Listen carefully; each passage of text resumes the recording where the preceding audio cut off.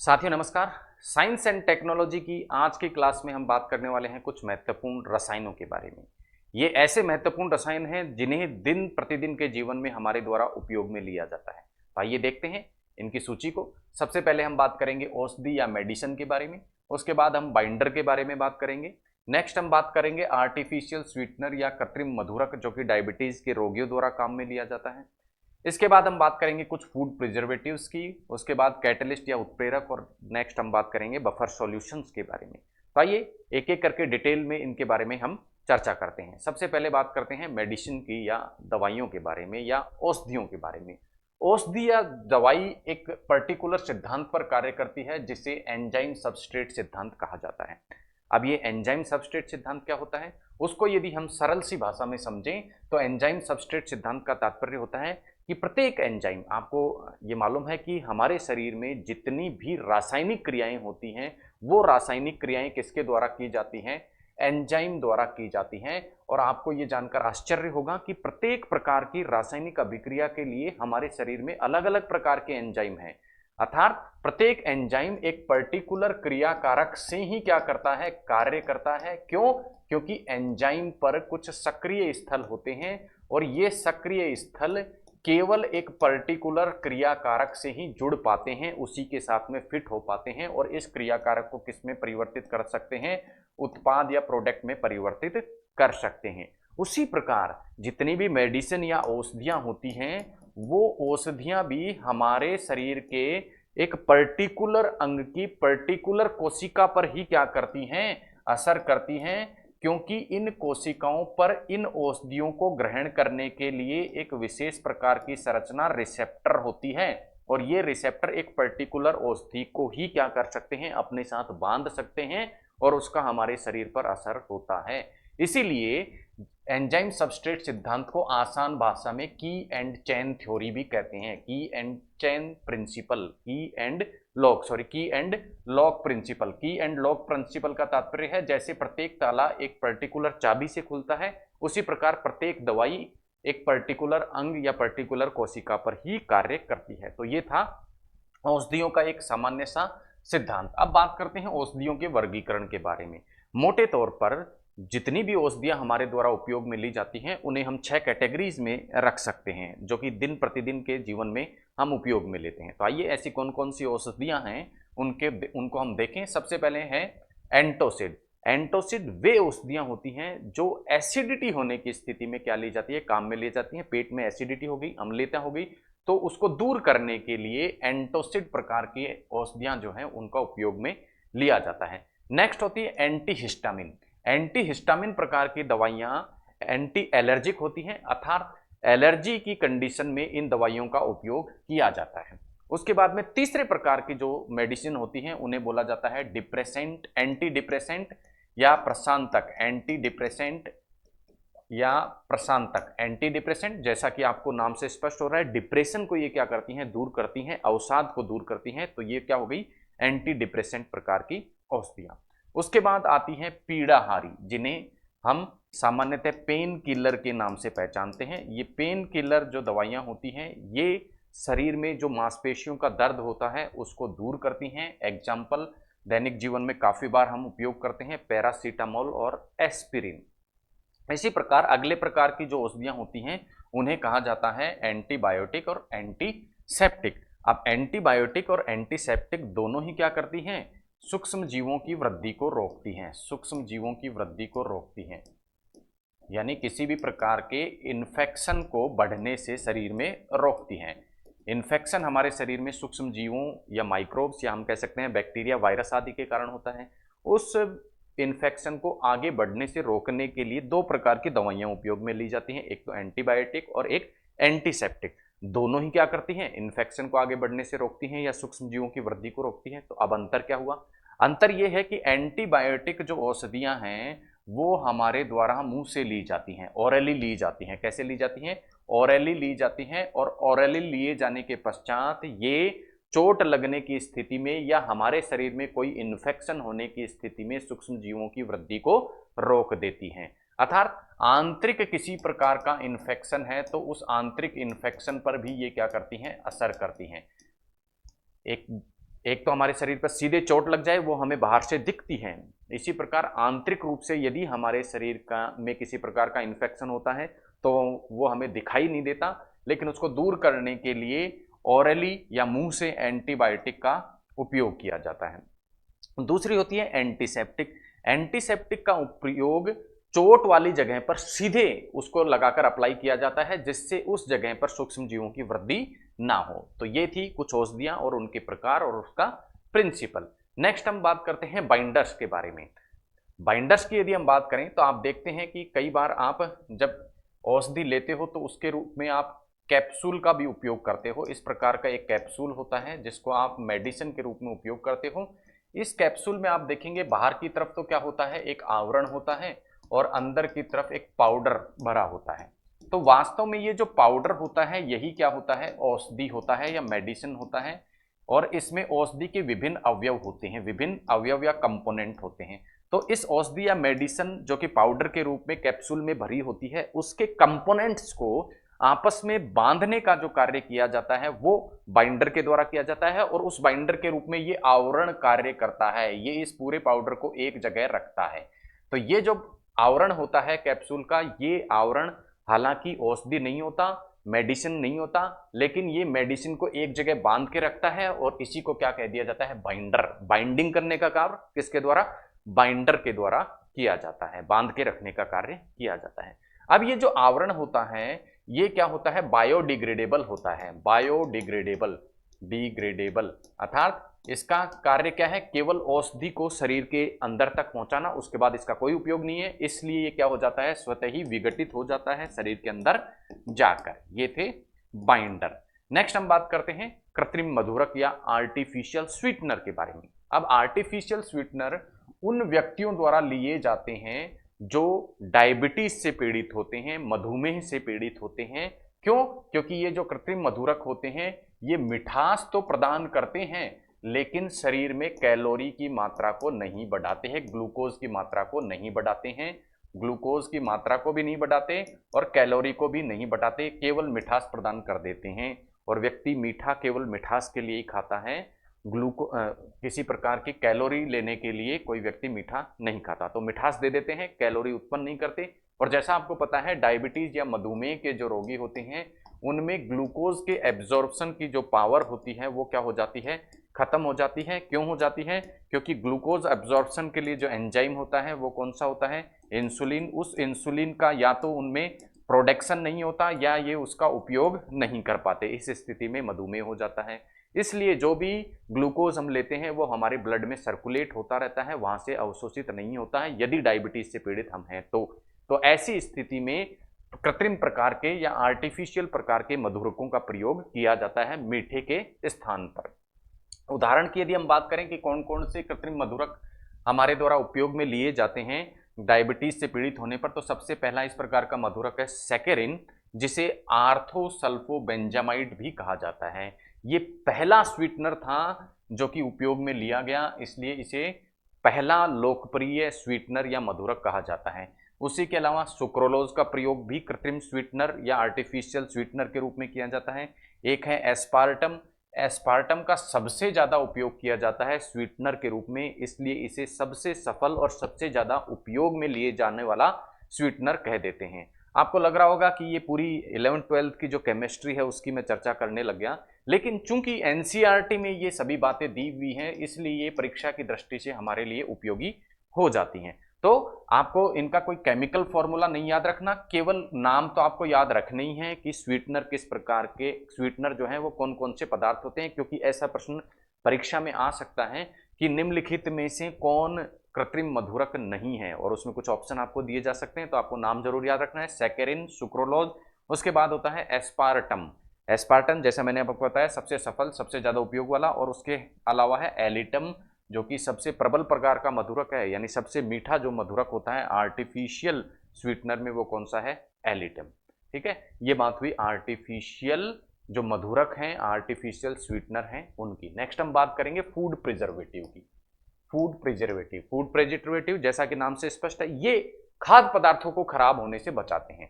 खाद्य पदार्थों को खाद्य पदार्थों को ये क्या करते हैं, खराब होने से बचाते हैं, खराब होने से बचाते हैं, खराब होने से बचाते हैं। अब खाद्य पदार्थों को खराब होने से बचाते हैं तो उससे पहले हमें ये पता होना चाहिए कि खाद्य पदार्थ आखिर खराब क्यों हो जाते हैं।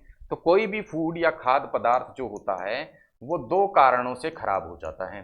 पहला जो कारण है वो है उसका ऑक्सीडेशन होना, जैसे ही वो हवा के संपर्क में आता है उसका ऑक्सीडेशन होता है तो वो खाद्य पदार्थ क्या हो जाता है, खराब हो जाता है।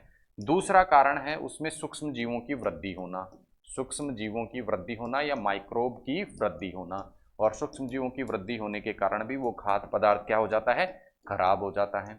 तो इन दोनों को यदि रोक दिया जाए किसी तरीके से तो क्या हो जाएगा, खाद्य पदार्थ खराब नहीं होंगे। तो ये जो कार्य करने वाले हैं, ऑक्सीडेशन को रोकना और सूक्ष्म जीवों की वृद्धि को रोकने का जो कार्य किया जाता है वही क्या होते हैं, खाद्य परिरक्षक या फूड प्रिजर्वेटिव होते हैं। आइए देख लेते हैं कुछ महत्वपूर्ण फूड प्रिजर्वेटिव्स को जो सबसे ज्यादा उपयोग में हमारे दैनिक जीवन में हमें फूड प्रिजर्वेटिव के रूप में देखने को मिलते हैं। वो है नमक, चीनी और तेल। अब नमक, चीनी और तेल किस प्रकार से फूड प्रिजर्वेटिव का कार्य करते हैं उसको समझने से पहले एक टर्म को हमें समझना होगा, एक शब्द को हमें समझना होगा, और वो शब्द है परासरण। क्या शब्द है वो, परासरण। अब परासरण क्या होता है, देखिए कोई भी जो पदार्थ होता है, कोई भी जो तरल रूप में पदार्थ होता है उसकी प्रवृत्ति क्या होती है कि वो अपनी अधिक सांद्रता से कम सांद्रता की ओर जाता है, अधिक सांद्रता से कम सांद्रता की ओर वो क्या करता है, गमन करता है। अब पानी या जल भी जो होता है, जल भी ऐसा ही कार्य करता है, जल भी अपनी अधिक सांद्रता से कम सांद्रता की ओर जाएगा हमेशा। जब चीनी, तेल और नमक का प्रयोग किया जाता है तो आप देखते हैं कि इनमें पानी की जो मात्रा है, जल की मात्रा क्या होती है, नगण्य होती है। जल की मात्रा क्या होती है, नगण्य होती है। और जल की मात्रा नगण्य होती है, और जहां पानी, जहां नमक, चीनी और तेल का प्रयोग किया गया फूड प्रिजर्वेटिव के रूप में, तो ये फूड प्रिजर्वेटिव उस खाद्य पदार्थ के चारों ओर, जैसे एक खाद्य पदार्थ की हम बात करें, उदाहरण आचार की हम बात करें, आचार को सुरक्षित रखने के लिए इसमें बहुत सारा तेल डाला जाता है, तो ये तेल इस आचार की तरफ चारों तरफ एक आवरण बना लेता है, ठीक है। और ये आवरण जो होता है उसका परिणाम क्या होता है, जैसे ही कोई माइक्रोब आएगा, जैसे ही कोई माइक्रोब आया, सूक्ष्म जीवी आया, ये सूक्ष्म जीवी जैसे ही इस आचार को खराब करने की कोशिश करेगा, इस तक पहुंचने की कोशिश करेगा, तो इसे पहले किससे टकराना होगा, इस तेल से टकराना होगा। अब इन माइक्रोब्स में तो जल की जो सांद्रता है वो क्या है, अधिक है, जबकि इस आचार में जो तेल है उसमें जल की सांद्रता नगण्य है। तो जल क्या होगा, अपनी अधिक सांद्रता अर्थात इन माइक्रोब्स की बॉडी से बाहर निकल जाएगा, और इसे क्या कह देंगे, हाइड्रोलाइसिस। और इस हाइड्रोलाइसिस के कारण क्या हो जाएगा, सूक्ष्म जीव मर जाएगा। किसी भी आदमी के शरीर से पूरा पानी अगर बाहर निकाल दे तो मर जाएगा। इसी प्रकार माइक्रोब्स के शरीर से भी पानी निकल गया, हाइड्रोलाइसिस हो गया, मर गए, इसलिए उनका विकास नहीं हो पाता है, सूक्ष्म जीवी वृद्धि नहीं कर पाते हैं। ये था नमक, चीनी और तेल के द्वारा फूड प्रिजर्वेशन। दूसरा मैंने आपको बताया ऑक्सीडेशन से भी क्या होता है, खाद्य पदार्थ खराब हो जाते हैं। तो ऑक्सीडेशन को रोकने के लिए एंटीऑक्सीडेंट पदार्थ जो हैं, यदि वो खाद्य पदार्थ में मिला दिए जाएं तो उनका ऑक्सीडेशन रुक जाएगा। जैसे आप देखते हैं चिप्स की थैली में, चिप्स की थैली में आप देखते हैं कि वो फूली हुई होती है, क्यों, क्योंकि उसमें गैस भरी हुई होती है। ये गैस कौन सी होती है, नाइट्रोजन। ये नाइट्रोजन एक्चुअल में क्या करती है, इन चिप्स का क्या रोकती है, ऑक्सीडेशन रोक देती है, इसीलिए एंटीऑक्सीडेशन के रूप में कार्य करती है और चिप्स को खराब नहीं होने देती। इसी प्रकार का कार्य SO2 और सल्फाइड के द्वारा अंगूरी शराब, बियर, चाशनी और सब्जी को खराब होने से बचाने में किया जाता है। इसके अलावा मक्खन को सुरक्षित रखने के लिए BHT और BHA नाम के जो रसायन हैं उनका उपयोग किया जाता है एज ए एंटीऑक्सीडेंट। इसके अतिरिक्त सार्बिक अम्ल, प्रोपेनोइक अम्ल, सोडियम बेंजोनेट जो कि जैम का परिरक्षण करता है, जैम जो हम खाते हैं उसको क्या करता है, प्रिजर्व करता है। ये सभी किसके उदाहरण हैं, ये सभी फूड प्रिजर्वेटिव के उदाहरण हैं। तो आपको ध्यान रखना है, इस प्रकार के प्रश्न परीक्षा में पूछे जा सकते हैं, ऑप्शन दिए जा सकते हैं और पूछा जा सकता है कि निम्नलिखित में से कौन फूड प्रिजर्वेटिव या खाद्य परिरक्षक नहीं है। तो खाद्य परिरक्षक कौन कौन है, नमक, चीनी, तेल खाद्य परिरक्षक हैं, N2, SO2, BHT, BHA, सार्बिकम, प्रोपेनोइकम और सोडियम बेंजोएट, ये सभी के सभी क्या हैं, फूड प्रिजर्वेटिव की कैटेगरी में आते हैं। ये बात हुई फूड प्रिजर्वेटिव की। अगले बिंदु की तरफ बढ़ते हैं और बात करते हैं बफर सॉल्यूशन के बारे में। अब बफर सॉल्यूशन क्या होते हैं, देखिए प्रत्येक जो पदार्थ होता है या हम कह सकते हैं प्रत्येक जो विलयन होता है उस पदार्थ या विलयन की एक पर्टिकुलर पीएच होती है, पीएच वैल्यू होती है। अब आपके मन में प्रश्न आ रहा होगा कि ये पीएच वैल्यू क्या है भाई? तो पीएच वैल्यू एक स्केल होता है। कैसा स्केल होता है? पीएच वैल्यू क्या होता है? एक स्केल होता है, स्केल या पैमाना होता है। किस चीज का पैमाना होता है? ये किसी भी पदार्थ की अम्लीयता या क्षारीयता को मापता है। किसको मापता है? अम्लीयता को या क्षारीयता को नापता है। ठीक है, कैसे नापता है? इसमें रीडिंग होती है 7 से लेके 0 से लेके और 14 तक, जिसमें 7 क्या होता है? मध्य में होता है। यदि किसी विलयन का या पदार्थ का पीएच 7 है तो इसका तात्पर्य क्या है? वो ना तो क्या है? अम्लीय है, ना ही क्या है? क्षारीय है। इसका मतलब वो कैसा है? उदासीन है, कोई सी प्रवृत्ति उसमें नहीं है। यदि 7 से हम 14 की तरफ बढ़ते हैं, यदि किसी भी पदार्थ की पीएच वैल्यू 7 से 14 की तरफ है, 7 से 14 के बीच में है, तो वो पदार्थ कैसा हो जाएगा? प्रकृति में क्षारीय हो जाएगा। इसी प्रकार 0 से 7 के बीच में जिसकी पीएच वैल्यू है वो पदार्थ कैसा हो जाएगा? अम्लीय हो जाएगा। ठीक है, तो ये तो बात हुई पीएच स्केल की। अब हमारे मूल बिंदु पर हम लौटते हैं, बफर सॉल्यूशन। ये बफर सॉल्यूशन को समझने के लिए ये सारी चीजें आपको मालूम होनी चाहिए थी, इसलिए हमने इनकी चर्चा की। अब बात करते हैं बफर सॉल्यूशन के बारे में। तो देखिए, बफर सॉल्यूशन इस प्रकार के सॉल्यूशन होते हैं जिनमें चाहे अम्लीय पदार्थ मिला दिया जाए चाहे क्षारीय पदार्थ मिला दिया जाए, उनके ऊपर कोई असर नहीं होता। सामान्यतः यदि हम किसी विलयन में अम्लीय विलयन मिला देंगे या अम्ल मिला देंगे तो उसकी अम्लीयता बढ़ जाएगी, और क्षार मिला देंगे तो उसकी क्षारीयता बढ़ जाएगी। लेकिन बफर सॉल्यूशन उस प्रकार के सॉल्यूशन होते हैं जिनमें चाहे अम्ल मिला दो चाहे क्षार मिला दो, उनकी अम्लीयता या क्षारीयता में कोई असर नहीं पड़ता, अर्थात उनकी जो पीएच वैल्यू होती है वो चेंज नहीं होती। उस प्रकार के सॉल्यूशन बफर सॉल्यूशन होते हैं। और बफर सॉल्यूशन को दो भागों में फिर वर्गीकृत करा जा सकता है। एक तो हो गया अम्लीय या एसिडिक बफर सॉल्यूशन, और दूसरा हो गया basic buffer solution. Acidic buffer solution जो होते हैं वो वीक एसिड और साल्ट से मिलकर बने होते हैं, वीक एसिड और साल्ट से मिलकर बने होते हैं। जबकि जो क्षारीय बफर होते हैं, बेसिक बफर होते हैं, वो दुर्बल क्षार अर्थात वीक बेस और उसके साल्ट से मिलकर बने हुए होते हैं। ये बात हुई बफर सॉल्यूशन की। अब बढ़ते हैं हमारे क्लास के अंतिम बिंदु की ओर, जो है उत्प्रेरक या कैटलिस्ट। उत्प्रेरक को क्या बोला जाता है इंग्लिश में? कैटलिस्ट। कैटलिस्ट क्या होते हैं? सबसे पहले तो कैटलिस्ट को हमें समझना है कि कैटलिस्ट क्या होते हैं। देखिए, जितनी भी रासायनिक अभिक्रिया होती हैं, उन रासायनिक अभिक्रिया की दर को यदि बढ़ाना हो तो उसमें क्या मिला दो? कैटलिस्ट। तो कैटलिस्ट क्या होते हैं? कैटलिस्ट ऐसे कारक होते हैं, ऐसे पदार्थ होते हैं जो किसी भी रासायनिक अभिक्रिया की दर को क्या करते हैं? बढ़ा देते हैं, उसके वेग को बढ़ा देते हैं। एक खास बात यह है कि ये केवल अभिक्रिया के वेग को बढ़ाते हैं, अभिक्रिया में स्वयं किसी प्रकार का भाग नहीं लेते। अर्थात क्या होगा? कोई भी क्रियाकारक होगा, कोई भी रासायनिक अभिक्रिया होती है, उसमें क्या होते हैं? एक तो क्रियाकारक जिन्हें रिएक्टेंट्स हम बोलते हैं, रिएक्टेंट्स। अब ये रिएक्टेंट्स क्या होते हैं? रिएक्टेंट्स किस में कन्वर्ट हो जाते हैं? प्रोडक्ट में कन्वर्ट होते हैं। प्रोडक्ट जिन्हें हम क्या कह देते हैं हिंदी में? उत्पाद में परिवर्तित हो जाते हैं। तो क्रियाकारक से उत्पाद बनने की जो ये पूरी प्रक्रिया होती है, इसमें उत्प्रेरक अपनी भूमिका किस प्रकार से निभाते हैं?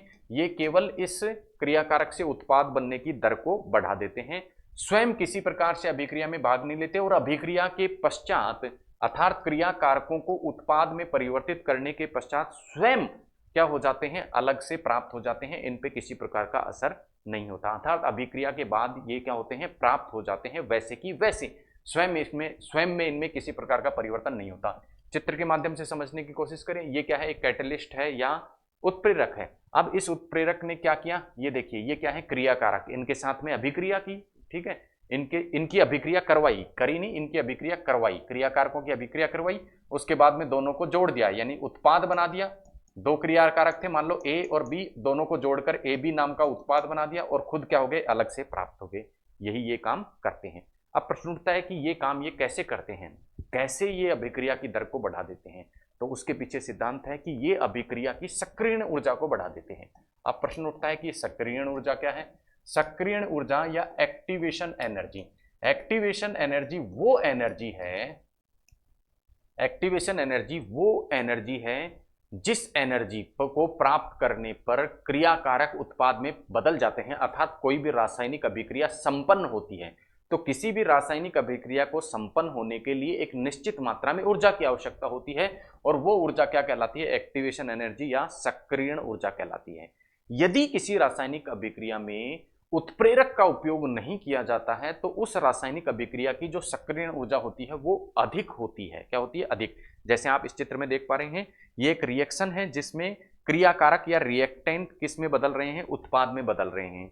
और इस रासायनिक अभिक्रिया में जब उत्प्रेरक कार्य नहीं करेगा तो लाल रंग का ये जो ग्राफ आप देख रहे हैं, ये क्या है? इसकी एक्टिवेशन एनर्जी। तो एक्टिवेशन एनर्जी क्या होती है? ज्यादा होती है। किस स्थिति में? जब कैटेलिस्ट या उत्प्रेरक के बिना अभिक्रिया होती है। अब उत्प्रेरक यदि इस रासायनिक अभिक्रिया में मिला दिया जाता है तो एक्टिवेशन एनर्जी जो हरे रंग से आप देख पा रहे हैं, वो एक्टिवेशन एनर्जी क्या हो जाती है? कम हो जाती है। अर्थात उत्प्रेरक अभिक्रिया की एक्टिवेशन एनर्जी को घटा देते हैं, जिससे कम ऊर्जा पर ही क्या हो जाती है? अभिक्रिया हो जाती है और अभिक्रिया की दर बढ़ जाती है। अब ये जो पूरा प्रोसेस होता है उसमें उत्प्रेरक क्या करता है? क्रियाकारक से उत्पाद बनाते समय बीच में एक क्या बनाता है? मध्यवर्ती उत्पाद भी बनाता है। क्या बनाता है? मध्यवर्ती उत्पाद भी बनाता है। तो ये चीज भी आपको ध्यान रखना है कि क्रियाकारकों से उत्पाद बनते समय एक मध्यवर्ती उत्पाद भी उत्प्रेरक के माध्यम से बनाया जाता है। अब कुछ रासायनिक जो अभिक्रियाएं होती हैं, जैसे मैंने आपको बताया ए प्लस बी मिलकर मान लो क्या बना रहे हैं? ए बी बना रहे हैं। अब कुछ जो रासायनिक अभिक्रियाएं होती हैं वो दोनों दिशाओं में चलती हैं, अर्थात ए प्लस बी मिलके ए बी तो बनाते हैं, ए बी भी वापस से ए प्लस बी बनाता है। इस प्रकार की अभिक्रिया को उत्क्रमणीय अभिक्रिया कहते हैं। और उत्क्रमणीय अभिक्रिया में दो प्रकार की रिएक्शन होती हैं, एक तो फॉरवर्ड रिएक्शन जिसे अग्र अभिक्रिया बोलते हैं, और दूसरी बैकवर्ड रिएक्शन जिसे पश्च अभिक्रिया बोलते हैं। बैकवर्ड और फॉरवर्ड दोनों ही रिएक्शन का वेग उत्प्रेरक के द्वारा बढ़ा दिया जाता है। तो हम कह सकते हैं उत्क्रमणीय अभिक्रिया में चाहे अग्र अभिक्रिया हो चाहे पश्च अभिक्रिया हो, फॉरवर्ड रिएक्शन हो बैकवर्ड रिएक्शन हो, दोनों का ही वेग उत्प्रेरक के द्वारा बढ़ा दिया जाता है। अब कुछ धातुएं हैं जो उपयोग में ली जाती हैं किसके रूप में?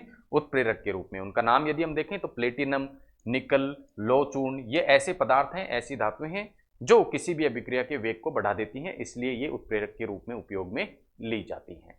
तो ये थे कुछ रसायन जिनको दैनिक जीवन में हम प्रयोग में लेते हैं। मिलते हैं साइंस एंड टेक्नोलॉजी की अगली क्लास में एक नए टॉपिक के साथ में। तब तक के लिए धन्यवाद। जय हिंद।